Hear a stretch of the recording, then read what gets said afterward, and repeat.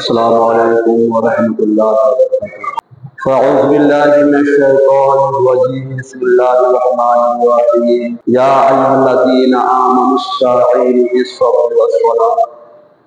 صدق الله العلي العظيم. যাই হোক আলহামদুলিল্লাহ, কংগ্রেস আজকে আমরা প্রত্যেক অবগত আছি যে আজ মহরম মাসের ৮ তারিখ। আজ দুদিন পর মহরম অর্থাৎ আশুরার রাত কাল করছে এবং আশুরার দিন করছে রবিবার। যেমন এই আশুরার রাতকে আমরা একটু গুরুত্ব দিই এবং আমরা প্রত্যেকে এর প্রতি একটু আমল করার চেষ্টা করি। কেউ রোজা রাখি, কেউ দান সদকা করি।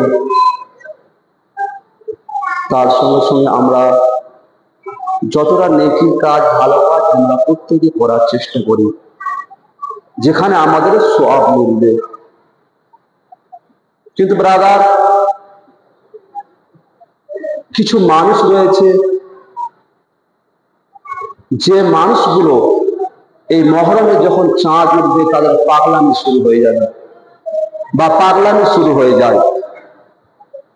আপনারা বলবেন কেন এই কথা বলছেন?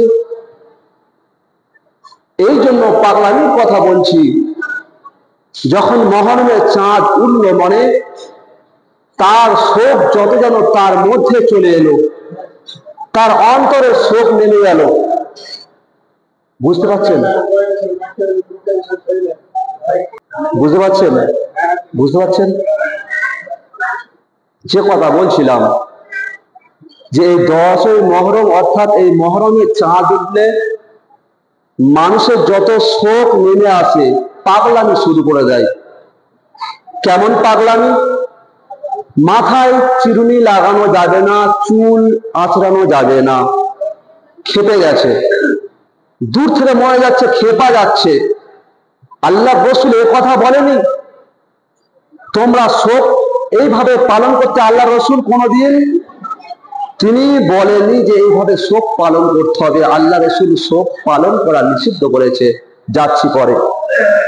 তো আমি যে কথা বলছিলাম, যে আমি বললাম যে এই মাসে চাঁদ উঠলে কিছু মানুষ রয়েছে যাদের পাগলামি শুরু হয়ে যাবে। কেমন পাগলামি? মাছ খাওয়া যাবে না। কেমন পাগলামি? ভালো কাপড় পরা যাবে না। কেমন পাগলামি? বিয়ে শাদী দেওয়া যাবে না। কেমন পাগলামি? আকিকা দেওয়া যাবে না। কেমন পাগলামি? মাথা আঁচড়ানো যাবে না। কেমন পাগলামি? মাথায় তেল দেওয়া যাবে না। ব্রাদার মিল্লাত ইসলামিয়া, তাহলে ইসলাম যে সুন্দর সভ্য দিয়েছে, সেই সভ্য কি আপনার মধ্যে পাওয়া যাবে? কোনোদিন পাওয়া যাবে না। ব্রাদার মিল্লাত ইসলামিয়া, কথা হলো এইটাই। তাহলে যখন মহরমে চাঁদ ওঠে তখন যেন মানুষের অন্তরে একদম সমস্ত শোক নেমে রয়েছে। কিন্তু ব্রাদার, হাসান রাদিয়াল্লাহু তাআলা আনহু কারবালার প্রান্তরে শহীদ হয়ে গেছে, আপনি শোক মানাচ্ছেন। যিনি দো জাহানের বাদশা হুজুর সাল্লাল্লাহু তাআলা আলাইহি সাল্লাম, যখন তিনি ওফাত পেয়েছিলেন, সমস্ত উম্মতের জন্য যিনি সমস্ত নবী এবং উম্মতের কান্ডারি হয়ে দুনিয়ার মধ্যে এসেছেন, সেই রাসূল পাক সাল্লাল্লাহু তাআলা আলাইহি সাল্লাম যখন তিনি ওফাত পেয়েছেন, তখন আমরা কতটা শোক মানিয়েছি। যে নবী আমাদের শ্রেষ্ঠ নবী, সেই নবীর জন্য আমরা কতটা শোক মানিয়েছি, যিনি আমাদেরকে সুন্দর একটা কোরআন দিয়ে গেছেন, আল্লাহর বাণী আমাদের কাছে পৌঁছে গেছেন, যে আল্লাহর বাণীর মাধ্যমে আমরা সবকিছু খোলাসা হয়ে গেছে, সবকিছু জানতে পেরেছি। ব্রাদার, তাহলে আজকের আমাদের পাগলামি বেশি শুরু হয়ে গেছে, যেটা শরিয়াত কোনোদিন গ্রহণযোগ্য করেনি, শরিয়াত কোনোদিন তার হুকুম দেয়নি। ব্রাদার, আপনি হয়তো জানেন না, জঙ্গে মতা অর্থাৎ মুতার যুদ্ধে হযরত যায়েদ বিন হারেসা, জাফর বিন আবু তালিব, আব্দুর রহমান বিন হারেসা রাদিয়াল্লাহু তাআলা আনহুম তিনজনা শহীদ হয়ে গিয়েছিলেন। রাসূল পাক সাল্লাল্লাহু তাআলা আলাইহি সাল্লাম বড় দুঃখিত ছিলেন। কি ছিলেন? বড় দুঃখিত ছিলেন রাসূল পাক সাল্লাল্লাহু তাআলা আলাইহি সাল্লাম। হয়তো আয়েশা সিদ্দিকা রাদিয়াল্লাহু তাআলা আনহা কে মারবি, তিনি বয়ান করছেন যে আমি রুমের মধ্যে রয়েছি এবং দরজার ফাঁক থেকে দেখছি যে রাসূল পাক সাল্লাল্লাহু তাআলা আলাইহি সাল্লামের দরবারে এক ব্যক্তি উপস্থিত হয়েছেন এবং বলছেন, ইয়া রাসূলুল্লাহ সাল্লাল্লাহু তাআলা আলাইহি সাল্লাম, জাফরের পরিবার কান্না বন্ধ করছে না। সেই ব্যক্তিটা হযরতে রাসূল পাক সাল্লাল্লাহু তাআলা আলাইহি সাল্লামের দরবারে খবর নিয়ে এলেন। যখন খবর নিয়ে এলেন, হয়তো আয়েশা সিদ্দিকা রাদিয়াল্লাহু তাআলা আনহা বলছেন, আমি দরজার ফাঁক থেকে দেখছি রাসূল পাক সাল্লাল্লাহু তাআলা আলাইহি সাল্লাম বলছেন, ওকে নিষিদ্ধ করো, কান্না করতে নিষিদ্ধ করো। সেই ব্যক্তি কি করলেন, জাফরের পরিবারের কাছে চলে গেলেন, তাদেরকে বললেন, চুপ করো, রাসূল পাক সাল্লাল্লাহু তাআলা আলাইহি সাল্লাম নিষিদ্ধ করেছেন। কিন্তু তারা চুপ হয়নি, তারা চুপ হয়নি। আবার ওই ব্যক্তিটা ফিরে এলো, দ্বিতীয়বার রাসূল পাক সাল্লাল্লাহু তাআলা আলাইহি সাল্লামের দরবারে এসে বললেন, ইয়া রাসূলুল্লাহ, আমি বলছি, আপনার কথা বলেছি, কিন্তু কোনো মতে চুপ হচ্ছে না, চুপ করছে না, চুপ করছে না, কোনো মতে কান্না করেই যাচ্ছে। রাসূল পাক সাল্লাল্লাহু তাআলা আলাইহি সাল্লাম দ্বিতীয়বার বলল, যাও তাদেরকে চুপ করতে বলো, যেন তারা চুপ হয়ে যায়, কান্না কাটি না করে। ব্রাদার মিল্লাত ইসলামিয়া, আবার ওই ব্যক্তিটা দ্বিতীয়বার পৌঁছে গেলেন, সেই পরিবার পরিজনের কাছে গেলেন যে তোমরা একটু চুপ করে যাও, কান্নাকাটি করো না, কারণ রাসূল পাক সাল্লাল্লাহু তাআলা আলাইহি সাল্লাম নিষিদ্ধ করেছে। কিন্তু ব্রাদার মিল্লাত ইসলামিয়া, তার সত্ত্বেও কান্নাকাটি তারা থামাচ্ছে না। অবশেষে সেই ব্যক্তি রাসূল পাক সাল্লাল্লাহু তাআলা আলাইহি সাল্লামের দরবারে এসে বলছেন, ইয়া রাসূলুল্লাহ, এমন কান্নাকাটি করছে, আমি বলছি কিন্তু বলেও পারছি না, আমি বলছি যেমন বলেও পারছি না, তারা চুপ করছে না। হয়তো আয়েশা সিদ্দিকা রাদিয়াল্লাহু তাআলা আনহা বলছেন, আমার ইয়াকিনের সঙ্গে বলছি, রাসূল পাক সাল্লাল্লাহু তাআলা আলাইহি সাল্লাম বলেছে যে তার মুখে ধুলো বালি অর্থাৎ মিষ্টি নিয়ে তার মুখে ভরে দাও, সে যেন কান্না বন্ধ করে দেয়। কি বলেছেন? মুখে ধুলো বালি মুখে ভরে দাও, যাতে সে কান্না বন্ধ করে। ব্রাদার মিল্লাত ইসলামিয়া, বুখারী শরীফ 303 নম্বর পৃষ্ঠা হাদিসের মধ্যে এসেছে। আমি যে কথা বলছিলাম, আল্লাহ পাকের তো বাণী এটাই, ওয়ালা তাকুলু লিমান ইয়াকতালু ফি সাবিলিল্লাহি আমওয়াত, যে আল্লাহর রাস্তায় কতল হয়ে গেছে, শহীদ হয়ে গেছে, তারা মৃত নয়, তারা জীবিত। আমরা প্রত্যেকে জানি, শুনছি।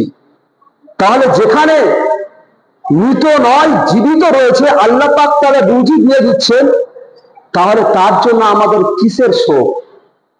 মৃত ব্যক্তির জন্য তো রাসূল পাক সাল্লাল্লাহু আলাইহি সাল্লাম শোক করতে নিষিদ্ধ করেছে।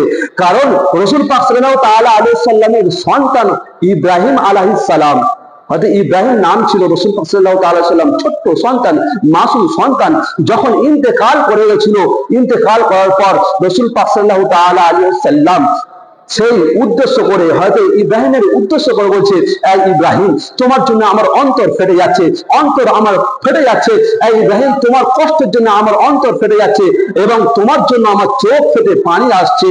আর আমার এই কাজটা করতে পারছি, আমি জবান থেকে কোনো কথা বলতে পারছি না, কোনো বিলাপ করতে পারছি না, কারণ যদি আমি জবান থেকে বিলাপ করি, তাহলে আল্লাহ পাক যদি আমার প্রতি নারাজ হয়ে যায়।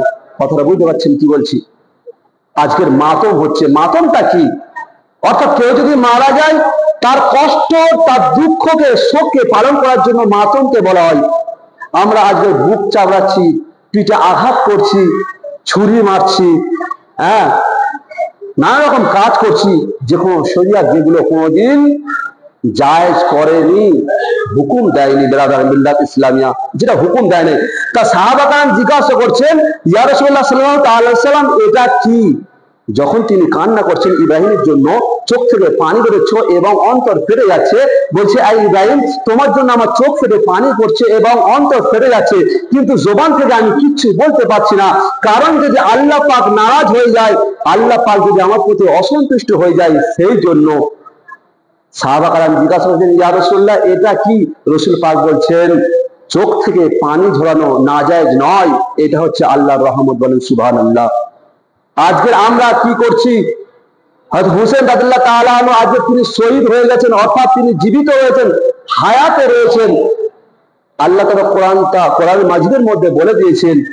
তাহলে এই যে আমরা কি করছি, কি করছি? আমরা সেই হুসেনের জন্য আজকের আমরা মাতম করছি, তিনি শহীদ হয়ে গেছে, মাতম করছি।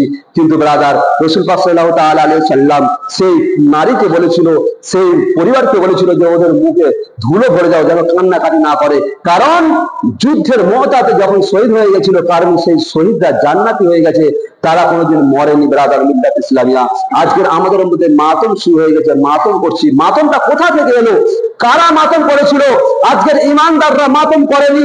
আপনি বলেন তো, হয়তো জয়নাল আবদিন হয়তো হুসেন রাদিয়াল্লাহু তাআলা আনহুর পুত্র ছিল, তিনি কোনোদিন বলেনি যে তোমরা বুক চাওড়াও, তোমরা মাথা চাওড়াও, তোমরা তোমাদের শরীরের প্রতি আঘাত করো, কারণ আমার আব্বা জান ইমাম হুসেন রাদিয়াল্লাহু তাআলা আনহুর সঙ্গে আরো 72 জন শহীদ হয়ে গেছে, আরো অনেকজন শহীদ হয়ে গেছে, তাদের জন্য তোমরা দুঃখ এইভাবে প্রকাশ করো, এ কথা বলেনি। তিনি সবুর ধরেছিলেন। আল্লাহ পাক বলছেন, ইয়া আইয়ুহাল্লাযীনা আমানুস্তাঈনু বিস-সাবরি ওয়াস-সালাহ ইন্নাল্লাহা মা'আস সাবিরিন। আল্লাহ পাক বলছেন সবুর এবং নামাজের কাছ থেকে সাহায্য নাও, কারণ যে সবুর করে তার সঙ্গে আল্লাহ তাআলা রয়েছেন। বলেন সুবহানাল্লাহ। তাই তো ইমাম হুসেন রাদিয়াল্লাহু তাআলা আনহু কারবালা প্রান্তরে গিয়ে তিনি সবুর ধরেছিলেন। তিনি শহীদ হয়ে যাওয়ার পর যখন এজিদ বাহিনী হয়তো জয়নাল আবদিন এবং তারা পরিজনদেরকে হাতে কোড়া পরিয়ে এবং তাদেরকে বন্দী করে যখন নিয়ে গিয়েছিল ব্রাদার মিল্লাত ইসলামিয়া, তখনও তিনি সবুর করেছিলেন। বলেন সুবহানাল্লাহ। তখনও কিন্তু তিনি বিলাপ করেনি, মাতম করেনি। আজকের যত মাতম আমাদের মধ্যে দেখতে পাওয়া যাচ্ছে, যত মাতম করছি আমরা, আমাদের মধ্যে এমন পাগলামি শুরু হয়ে গেছে, যা সুন্নি বলে দাবি করে, কিন্তু এই সুন্নির মধ্যে এটা নেই যে সে মাথা চাওড়াবে, শরীর চাওড়াবে, শরীর কাটবে, এসব কিছু নেই। আজকে যত পাগলামি হয়ে গেছে, পাগলামি শুরু করেছে ব্রাদার মিল্লাত ইসলামিয়া। একবার ধরে শুনেন আল্লাহুম্মা। ব্রাদার মিল্লাত ইসলামিয়া মাতমটা কোথা থেকে শুরু হয়েছে আমাদের জানা প্রয়োজন আছে। কে মাতম করেছিল, মাতমটা কে করেছিল, দুঃখ প্রকাশ কে করেছিল? আমরা প্রত্যেকে জানি যে কুফাবাসী হয়তো হুসেন রাদিয়াল্লাহু তাআলা আনহুকে দেখে তার সঙ্গে ধোঁকাবাজি করেছিল। আমরা জানি না, প্রত্যেকে অকেয়া শুনেছি যে হয়তো হুসেন রাদিয়াল্লাহু তাআলা আনহুকে কারবার প্রান্তরে দেখে নিয়ে তার হাতে বায়াত হওয়ার জন্য ডেকেছিল, কিন্তু অবশেষে কি করলো, এজিদের পন্থী নিয়ে এলো, এজিদের পাশ নিয়ে গেল, এজিদের সাইড হয়ে গেল। ইবনে জিয়াদের কথা শুনে তার সাপোর্ট হয়ে গেল, ইমাম হুসেন রাদিয়াল্লাহু তাআলা আনহু দামানকে ছেড়ে দিল। আমরা প্রত্যেকে জানি, তাই নয়? তাহলে কুফাবাসীরা চেয়েছিল যে আমাদের এনাম দেবে, তাই তারা ইবনে জিয়াদের পক্ষ নিয়েছিল, এজিদের পক্ষ নিয়েছিল এবং হযরত হুসেন রাদিয়াল্লাহু তাআলা আনহুর বিপক্ষ হয়ে লড়েছিল।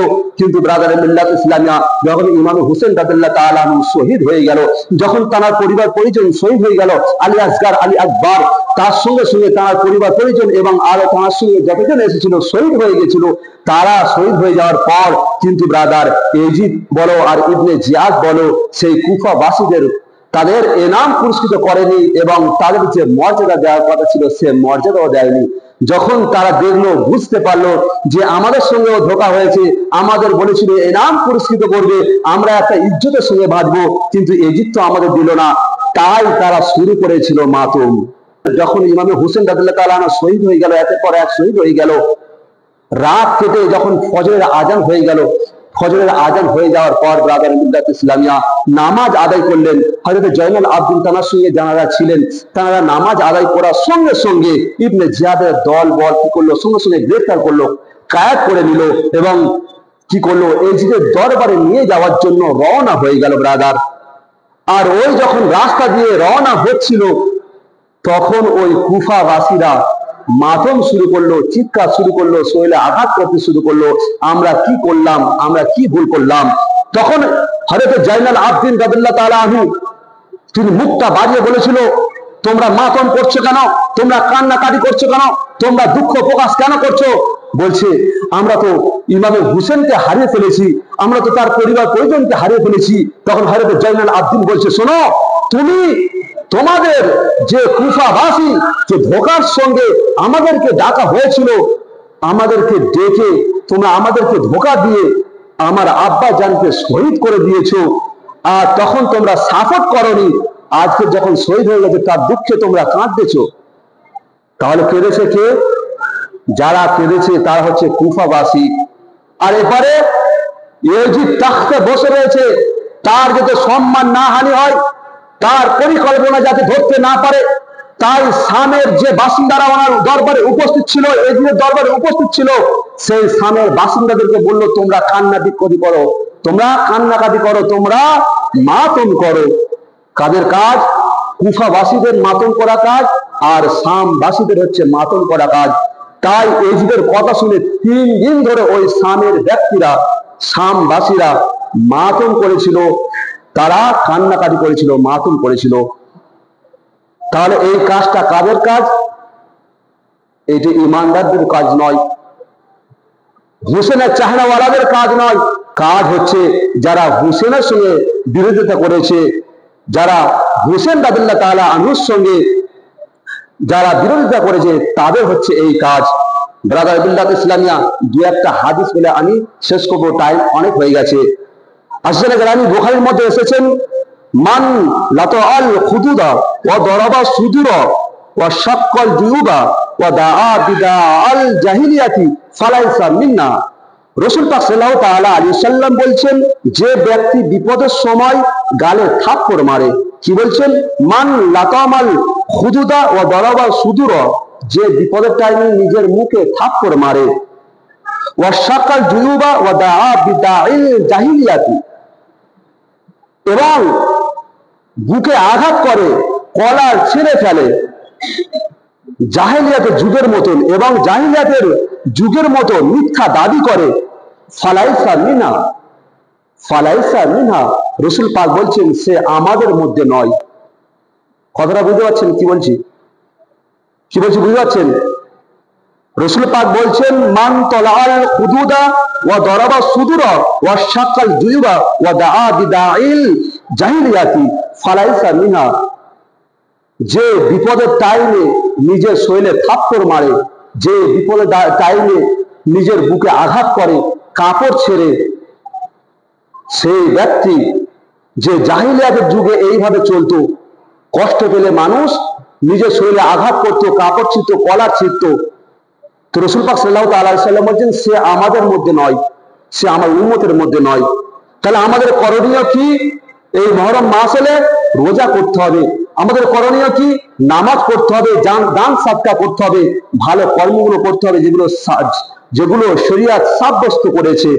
নচেত আমাদের এই রকম কর্ম, আমাদের কর্ম, এই কাজ, যে ছুরি মারা, চাকু মারা, বুক চাবানো, হাত চাবানো, এগুলো আমাদের কাজ নয়। কারণ রাসূল পাক সাল্লাল্লাহু তাআলা আলাইহি সাল্লাম নিষিদ্ধ করেছে যে সে আমাদের মধ্যে নয় যে এসব কর্মগুলো করবে।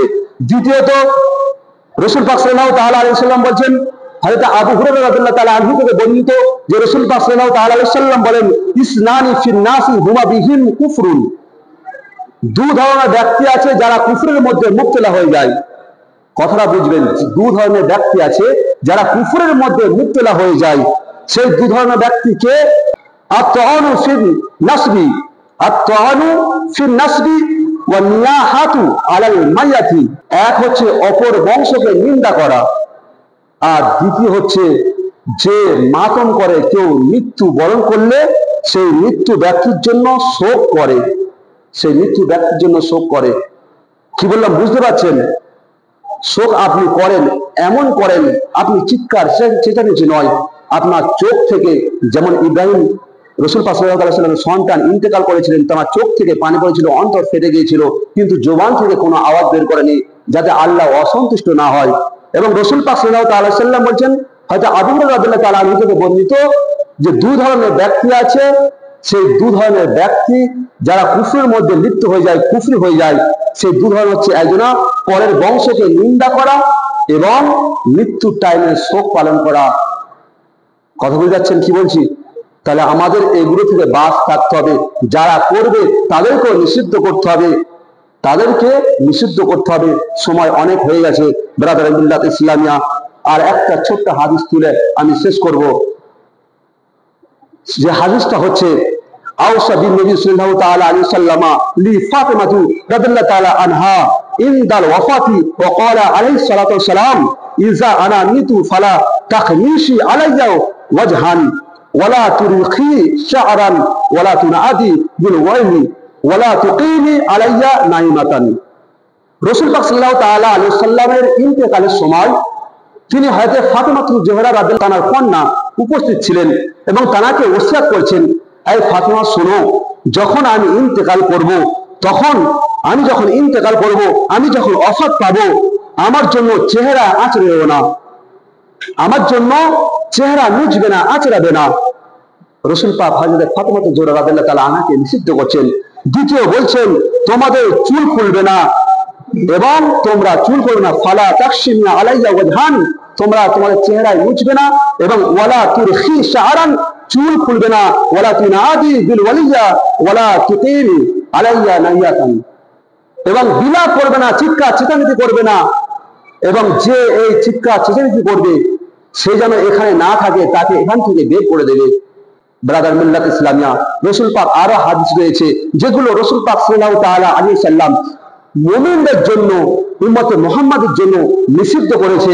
আজকের আমাদের মধ্যে এমন পাগলামি শুরু হয়ে গেছে, যারা আহলে সুন্নাতুল জামাত বলে দাবি করে, কিন্তু তাদের মধ্যে এই কুফরি গুলো রয়েছে, তাদের মধ্যে এই ভুল ভ্রান্তি গুলো রয়েছে, যেগুলো রসুল পাক সাল্লাল্লাহু আলাইহি সাল্লাম নিষিদ্ধ করেছে, শরীয়ত কোনোদিন গ্রহণযোগ্য করেনি। 4 ইমাম চলে গেছে, কোনোদিন মাতব করেনি।